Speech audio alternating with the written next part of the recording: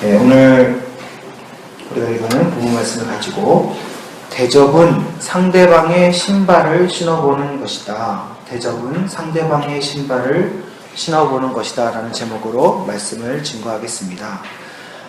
오늘 우리에게 주신 이 본문의 말씀은 참 부담스러운 말씀이 아닐 수 없습니다.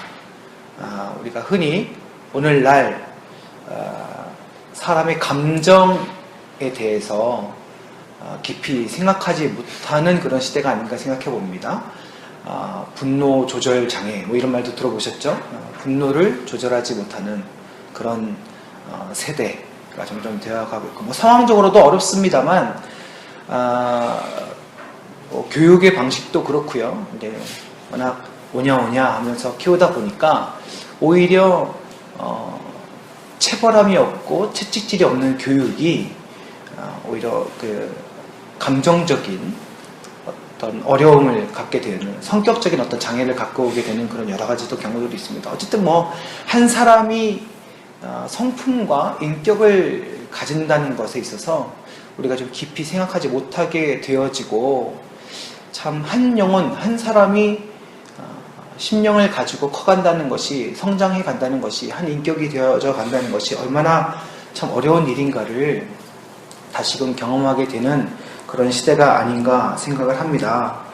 그러다 보니 이런 요청들이 그냥 세상 사람들에게 말하면 종교적 요청이고, 또 우리 그리스도인들에게 얘기하자면 주님의 성품을 닮으라 하는 이런 요청들이 우리에게 있어서는 참 어려운 부분임을 우리가 매우 느끼게 됩니다. 명령을 처음 27절부터 보다 보면은, 요약해보면, 정리해보면 이렇습니다. 너희는 미워하는 자를 선대해라. 미워하는 자에게 선함을 베풀고, 너희를 미워하는 자에게 선함을 베풀고, 너희를 저주하는 자를 축복하고, 너희를 모욕하는 자를 위해서 기도하고, 뺨 때리면 다른 쪽도 대고, 겉옷을 달라 하면 속옷까지 주고, 너에게 구하는 자에게 그냥 무조건 주고, 또 이것을 가져가는 자에게 다시 돌려달라. 구워간 자에게 갚으라. 이런 얘기조차 하지 말라. 이렇게 이야기하고 있는 것이죠. 그래서 이것을 저는 31절에 이렇게 정리한다고 생각하면, 이게 모든 것이 무엇이냐? 이것이 남을 대접하는 것이다. 우리가 남을 대접한다 하면은 밥 사주고 뭐 이렇게 생각할 수 있는데, 우리가 어떠한 타인의 그런 뒤에 말씀으로 비춰보면 악함, 심지어는 죄악까지도 우리가 가지고 있는 선한 복음의 능력으로 용납하고 이해하는 것, 그것이 바로 대접하는 것이다 라는 것이죠. 또 참 아까도 말씀드렸습니다만 힘든 일인 것입니다. 과연 우리가 이것을 할 수 있는가? 주님 앞에 내가 이러한 삶을 살고 있는가 돌아보면 우리의 삶은 끝없는 회개밖에 없는 그런 삶인 것이죠. 과연 이것을 이룰 수 있는가? 그냥 율법처럼 너희는 할 수 없는 존재야 라고 깨닫게 해주면서 그냥 그저 하나님 앞에 낮아지고 겸손해지라, 이런 의미로만 주신 것인가? 이걸 이룰 수는 없는 것인가? 이런 질문을 해볼 때에 우리가 근본적으로 이 선함을, 이 복음의 능력의 삶을 살아갈 수 있는 우리의 사고방식, 신앙의 사고방식이 31절에 들어가 있지 않나 생각합니다. 너희도 남을 대접하라 라고 이야기할 때 이렇게 이야기를 하는 것이죠. 남에게 대접을 받고자 하는 것. 우리가 남에게 대접받고 싶은 마음이 있는 거예요. 그렇죠? 그러한 마음으로 너희도 남을 대접하라. 다시 말하자면, 우리가 누군가한테 대접받고 싶을 때, 우리가 누군가한테 이해받고 싶을 때, 우리가 누군가한테 용서받고 싶을 때, 이제는 좀 용서해줬으면 좋겠는데, 이런 마음 들 때 있잖아요. 그런 우리의 간절한 마음, 우리가 느끼는 그런 마음을 상대방도 가지고 있다는 것입니다. 그러니까 상대방의 입장에 서보는 것이죠. 이 외국의 그런 말로 이런 표현이 있습니다.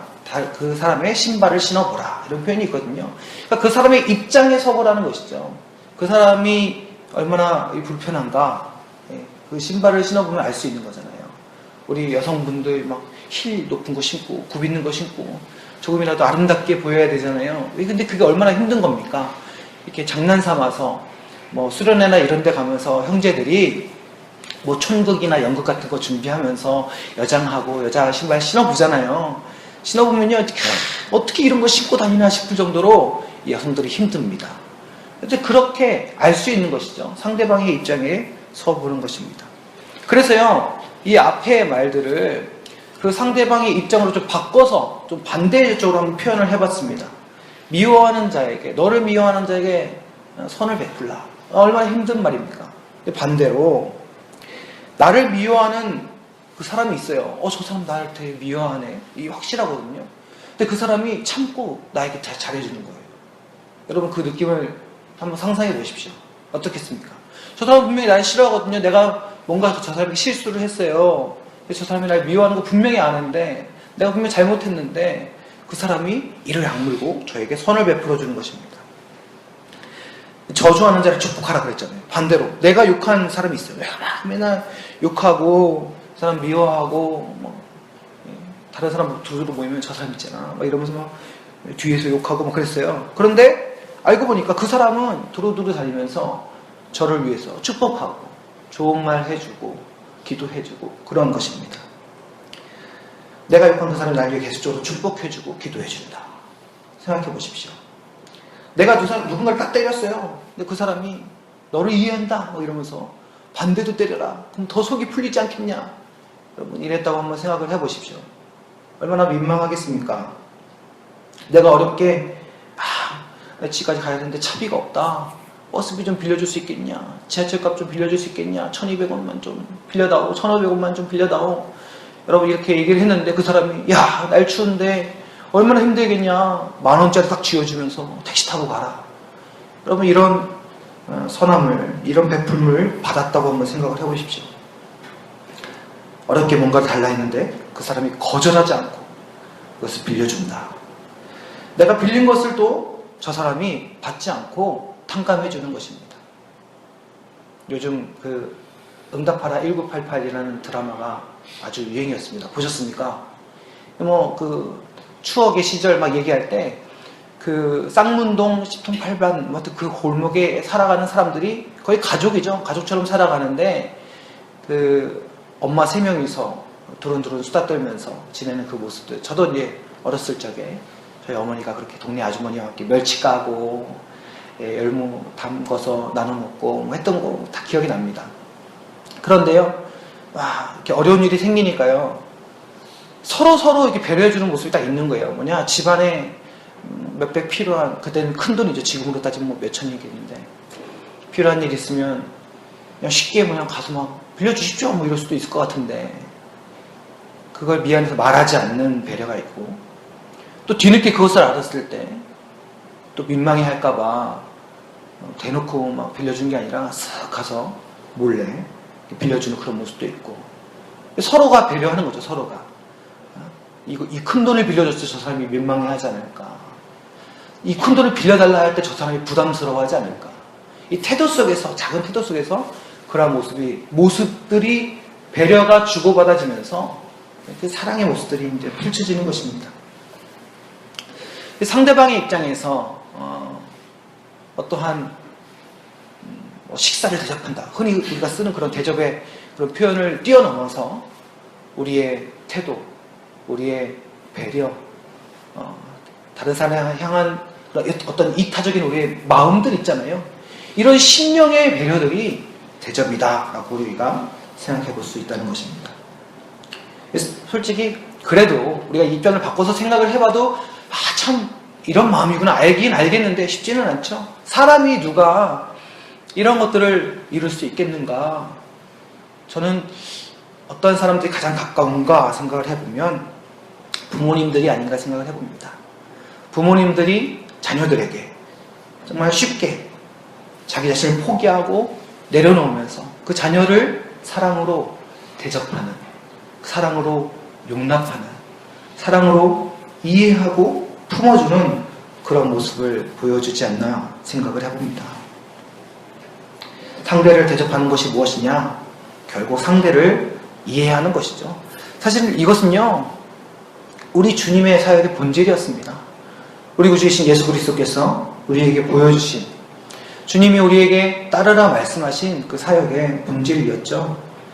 예수님께서, 하나님께서 우리를 위하여 성육신 하신 것, 우리의 육체를 쓰고 우리의 제한적인 공간 속에 들어오셔서 신이신 하나님께서, 전능하신 아버지 하나님께서 굳이 그렇게 하실 필요 없음에도 불구하고 우리의 연약함을 체휼하시고자 인간의 입장을 경험하신 것입니다. 우리의 상태를 경험하신 것이죠.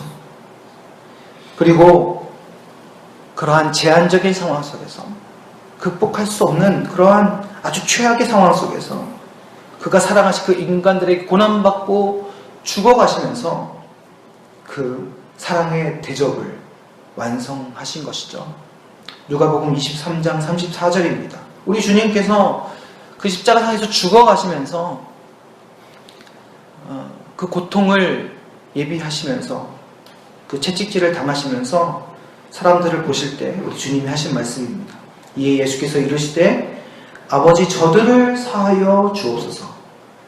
자기들이 하는 것을 알지 못함이니이다 하시더라. 저들이 지금 무슨 짓을 하는지 저들도 모릅니다. 예수님이 직접 고난당하시면서 우리의 한계와 아픔, 죽음의 고통을 경험하시면서도 오히려 그 인간들의 입장을 이해하시고 배려하시면서 하나님께 드리신 기도가 그것이었습니다.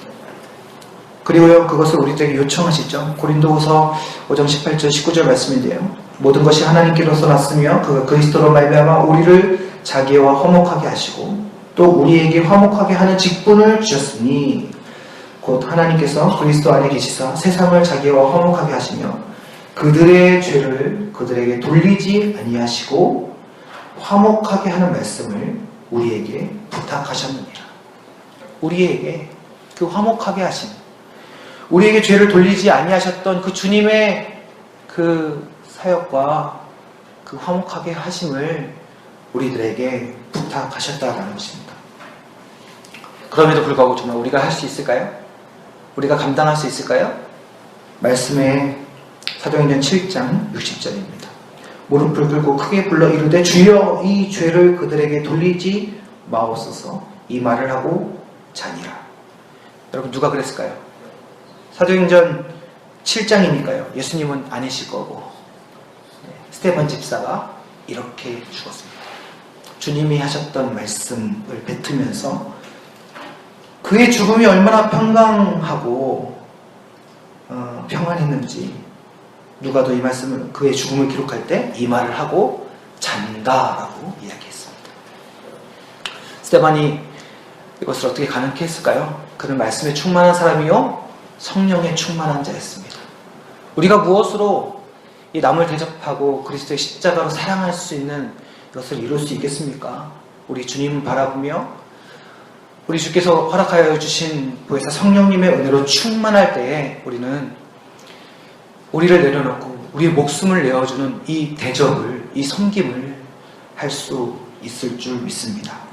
이 땅 가운데 한국교회가 많은 문제점을 지적받고 있지만 우리가 이 문제에서 벗어날 수 있는 방법은 우리 한 사람 한 사람 믿음의 성도들이 또 한국교회가 성령에 충만하여 남의 신발을 신고 남을 대접하는, 자기를 희생하여 한 생명 섬기는 삶을 살아갈 때, 그러한 교회 모습을 회복할 때 우리는 이 땅 가운데 다시 참다운 복음의 빛으로 서게 되는 줄 믿습니다.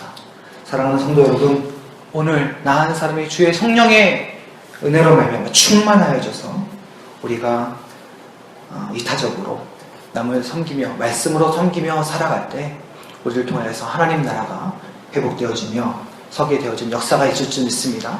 오늘 하루도 그렇게 주님 앞에 쓰임받아 믿지 아니하는 자 섬기며 사랑하며 주의 복음 전하며 살아가는 믿음의 삶, 부르심의 삶이 되시기를 주님의 이름으로 간절히 축원합니다.